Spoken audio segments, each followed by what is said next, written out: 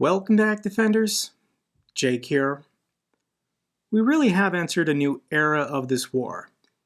The era of ATACMS. Russia says they've intercepted US-supplied ATACMS missiles fired from Ukraine. This is what the government says. But Russian military bloggers are now screaming ATACMS are coming in all the time. This is a post from Rybar. This is a pro-Russian military source, claiming that over 30 ATACMS have been fired at targets in Crimea in just the last 2 weeks.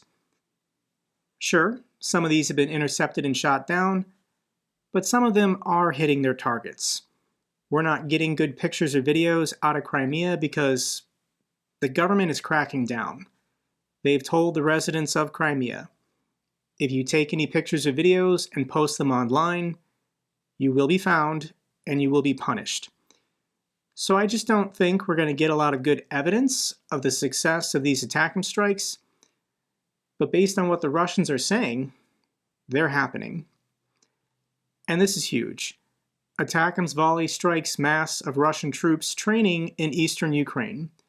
In a little more than 90 seconds, 4 ATACMS hit a concentration of Russian troops reportedly preparing to attack in the Kharkiv area. This is a 2.5-minute video, drone footage. I'll link it down below. But you can see from this concentration of Russian soldiers, close to 100. And this is some kind of training range, like a shooting range for incoming contract soldiers. They've probably been training in this area for months. Ukraine knew about it, but they were just out of range. Out of range until this week. This was about 81 kilometers from Ukrainian-controlled territory, barely out of Gimler's range, but with this new variant of the ATACMS, the cluster munition variant, it can go 150 kilometers. So this was probably fired close to Izium, and it hit this training ground. Once again, videos online, you can see this puff right here, this puff right here, this puff right here. I don't see where the 4th one hits, but it just might not have been in the field of vision of this drone. And this is the cluster munition variant of the ATACMS, to cause as many casualties as possible. I've not seen any pictures or videos of what it looked like on the ground for the Russian soldiers, but it was basically raining steel. I'm sure this hurts. Casualties were probably in the hundreds. And this is actually a good sign that Ukraine is capable of dedicating 4 ATACMS to just taking out a training ground. If the United States was only going to supply Ukraine with 40, I don't think they would dedicate 10% of their inventory to going after this training site. But if Ukraine is going to receive hundreds of ATACMS from the United States over the coming weeks, then yes, dedicating 4 to take out this training ground makes sense to me. Here's another victory. Ukrainian special forces hit 2 Russian Buk anti-aircraft missile complexes worth millions. A drone team found and destroyed 1 Buk in a launch position. When another system went to the exact same location to replace it, they destroyed that one as well. So Ukraine accomplished this with just simple kamikaze drones. If you can swap out a $500 drone for a multi-million-dollar anti-aircraft system, that's a pretty good day. But Ukraine has to locate and they have to destroy all of these anti-aircraft systems for their ATACMS to have more success.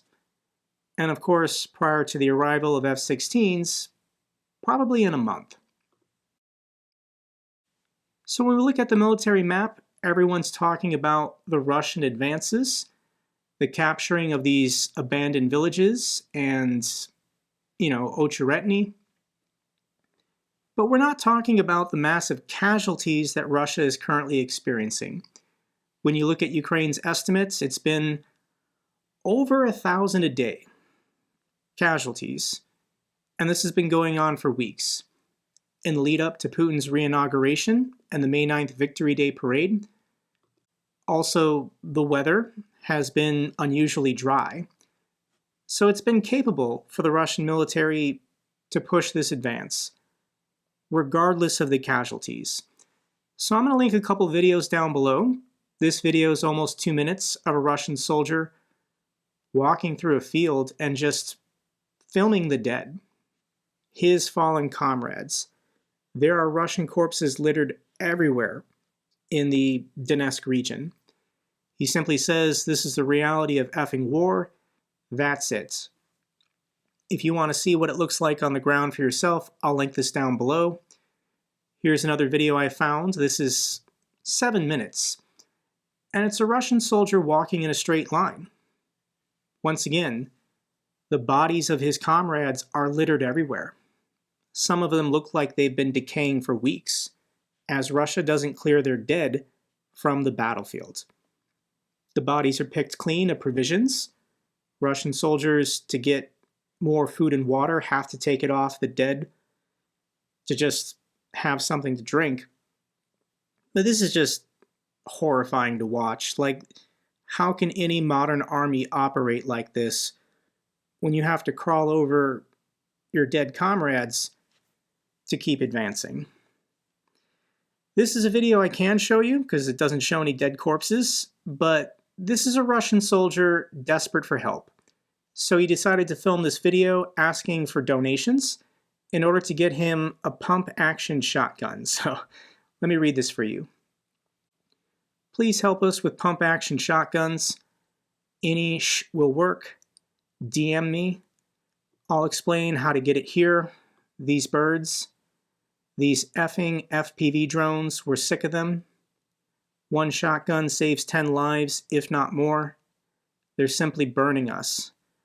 Understand that we have enough spirit. Let me catch my breath. We have enough spirit to fight. But when these tiny $500 scum burns you from above and tears you apart, then it becomes increasingly difficult. I've been tracking all of these donations from other NATO countries to Ukraine, and hundreds of millions of dollars have been allocated in the last couple months to buy additional drones for Ukraine. I do think at some point this year, later this year, Ukraine's going to have more kamikaze FPV drones than Russia has soldiers on the battlefield. Every Ukrainian unit is going to have these drones, hunting frontline soldiers day and night until they give up on this war. So when I watched this clip, I couldn't help but think of Bruce Campbell's character Ash from Evil Dead: Army of Darkness. This clown actually thinks having a pump-action shotgun is going to save him indefinitely. He might get lucky and take down a couple, but eventually an FPV drone is going to kill this Russian soldier. He won't be alive probably in the next 2 months. So Russia's got to look tough. They need their revenge. What did Russia decide to do? And they blew up a post office distribution center in Odessa. They spent $1 million Iskander missile to blow up a post office. There's a video online of the warehouse fire. Thankfully, the workers were notified of incoming. Russia has been targeting post offices, so all the workers went into the shelter. There were some injuries, but nobody died. And this is what the post office warehouse looks like. A mail distribution center, and the Russians felt the need to bomb it with an Iskander missile. That was Odessa. This is a clip I want to share with you from Maria Avdiva. She's in the city of Kharkiv, and she is reaffirming the message: the people of Kharkiv will never surrender. Morning from strong and resilient Kharkiv. This is a quick walk for you just to give you an idea of how life looks like in this city, second Ukrainian largest city, constantly daily under Russian bombardments. This is one of the busiest Kharkiv streets. Many windows here are boarded up because the area was hit several times by Russian missiles and gliding bombs. I can clearly see that there are much fewer people on the streets and much fewer cars than it was before, say half a year ago, Russia's strategy towards Kharkiv now is constant daily strikes to terrify and threaten people. We call it the strategy of depopulation. But people with whom I talk here in the city, they are determined to stay no matter what. They are not going to leave, not planning to leave, because this is their city where they belong, and they stand strong, and they are not going to abandon the city no matter how hard Russia tries. Kharkiv stands strong, and so do people in Kharkiv. Slava Ukraini! This is Russia's strategy, bombing civilian cities. The reason why they destroy hospitals, schools, power plants, churches, post offices, is their goal is just depopulation. Just push these people out of their hometowns. Push them west towards Lviv, or push them into the EU. Russia doesn't care about the people. All they want is the land. So Ukraine has to adapt. First 5 underground schools to be built in Zaporizhia. Zaporizhia is located within artillery range of Russian-controlled territory. It's smaller than Odessa, but bigger than the city of Kherson. And I've shared these clips and videos of the underground schools in Kharkiv, and this is just what Ukraine has to do to protect their children, because Russia is trying to kill them. All of their schools have to go underground now. So let's talk about how we're going to defeat Russia. Putin's fuel problem, how Ukraine is sapping Russia's diesel and gasoline. Ukraine is taking out oil refineries inside of Russia, cratering Moscow's supplies, and sending local prices soaring. The reports is that Putin is already talking to Kazakhstan and Belarus, signing contracts saying, don't export your diesel or gasoline anymore, we need to buy it. Everything you can refine, you have to send to Russia now. So these refinery attacks are going to continue. The passage of that $60 billion aid bill by the United States didn't change anything. Ukrainian drones target oil refinery in Russia's Ryazan region. Local reports indicated that the attack on the refinery occurred at around 3 a.m. This is about 500 kilometers from Ukrainian-controlled territory, southeast of Moscow. There is a video online, but it's just a fire in the distance at night. But this is never going to stop. Russia can't stop this. For those of you playing oil refinery bingo at home, you can cross another refinery off your list. It's going to take the rest of the year, but eventually Ukraine is going to get it all.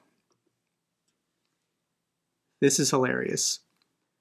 MUGA Republican Congresswoman Marjorie Taylor Greene launches effort to oust Speaker Johnson following the passage of aid to Ukraine. I don't want to talk about this woman, but she keeps talking about Ukraine. Marjorie is obsessed with helping Russia and attacking Ukraine. So for some bizarre reason, she's trying to oust Speaker Johnson. She didn't have a problem with Johnson raising the debt ceiling, passing a budget, reauthorizing the FISA Act. But Ukraine is the one issue she cares about the most. So she held this press conference, and it instantly became a meme. Let me share this clip with you. Yeah, that's what this is. The Uniparty is Make Ukraine Great Again. The Uniparty is all about funding every single foreign war. They think this is the business model that needs to be done. There you go. Thank you. The Democrats have already said they're going to table the motion to vacate the chair, so the Democrats are not going to vote with Marjorie to remove Speaker Johnson prior to the November election. So this is all pointless. But this is a message that people can get behind. Make Ukraine great again. This is the map of the country of Ukraine in 1919, a sovereign and independent nation. When the Russian Empire collapsed, Ukraine declared its independence. It was internationally recognized. Stalin wasn't too happy with that, so Ukraine was reinvaded and then absorbed into the new Soviet Union. But I like this map. And this message, Marjorie did it to herself, holding up this nice blue hat with gold lettering saying, MUGA. So NAFO's all over it. The memes online are endless. Everyone is making fun of Marjorie for saying and doing this. And here's the response from Ukrainians. This is Kate from Kharkiv. So where do I get one of these MUGA hats? And St. Javelin is all over it. Within hours of this stupid press conference, the design was out, pre-orders were being accepted, and you can now buy a MUGA hat. So how this works with St. Javelin is these hats will be produced in the city of Kharkiv. The cost is $37 US, but if you would like one of these MUGA hats endorsed by Marjorie Taylor Greene, you can get it from St. Javelin's website. Let's follow up on the protests in the country of Georgia. Let me share this clip. 99% of these protesters in Georgia are entirely peaceful. So this is what it looks like.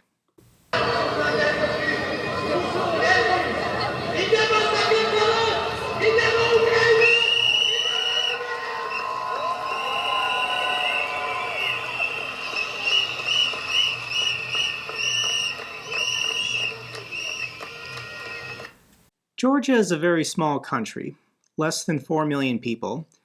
So to have a protest or a rally of this size is pretty significant. Here is one of the protesters explaining for herself in English what they want. We're still standing here after 3 weeks with all the power we've got, and this is our scream for you. This is our scream for you to help us, to give us sanction, to do anything that you can do, because our government is not hearing these voices. They're ignoring us, and we need you to appreciate us and to stand next to us, because we will never, ever be a part of Russia. We've been fighting this for centuries, and we need your help to make sure that we're never there again. The Georgian parliament is trying to pass this foreign agents bill. They're only doing this because Russia wants to crack down on freedoms and liberties of the people of Georgia. These people are fighting to remain independent of the Russian sphere of influence. And in my last video, I did say that the police officers were on the side of the protesters. They were not cracking down, and I might have spoke too soon. Georgia deploys tear gas and water cannons against pro-EU protesters amid Russian law outcry. Georgian police arrest 63 demonstrators amid violent crackdown on anti-government protests. Nobody's been shot yet, unlike the Maidan revolution in Kyiv in 2014. But the police are stepping up their tactics to intimidate and try to end these protests. I'll link these clips down below. I can't show violence, but this is a water cannon being used on Georgian protesters. Tear gas has been deployed to try to disperse the people. And the police are grabbing protesters if they can. If they can isolate and snatch one person, this person disappears into the mob of police. They're arrested and taken down to a detention center. I can't show any of those clips, but I can show this clip. Every night, the protesters, the people of Georgia, clean the streets to make sure that their capital city stays beautiful.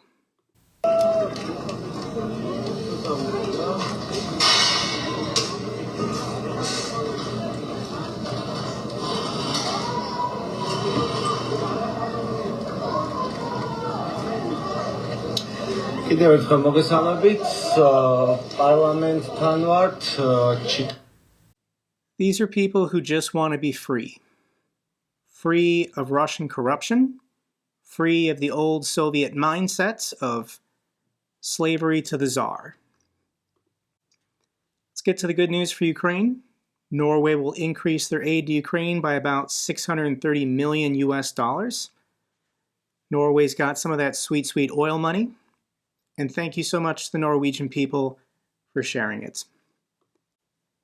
Here's a follow-up on the 97-year-old Ukrainian grandmother who was forced to flee her home village. The Russians took control of it and she had to walk 10 kilometers to get to safety. And this story obviously went viral. I shared it.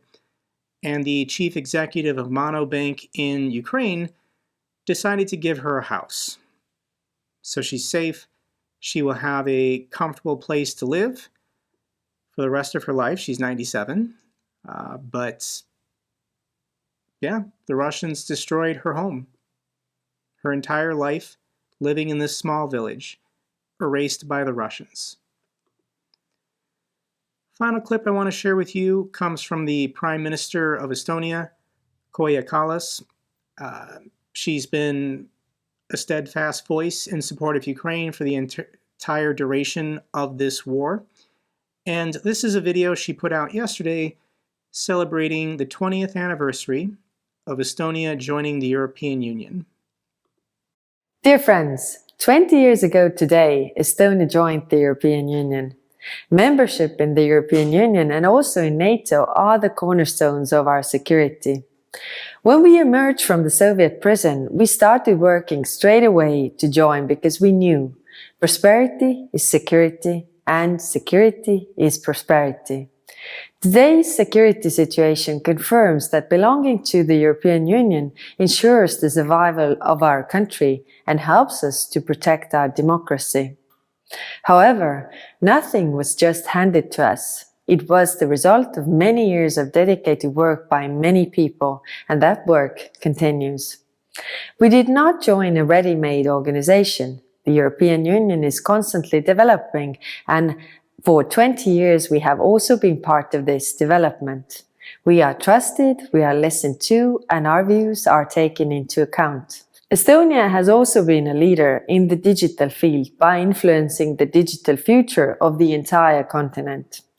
Joining the European Union and the Schengen area has enabled our people to move freely across the continent. This also means that people from the other member states are always warmly welcome in Estonia. Estonia's accession to the European Union has been a success story, which now allows us to help other countries, including Ukraine, on the way to becoming a member state. Our former president, Lennart Meri, has said, and I quote, "Europe is not geography. Europe is a unity of principles and loyalty to these principles.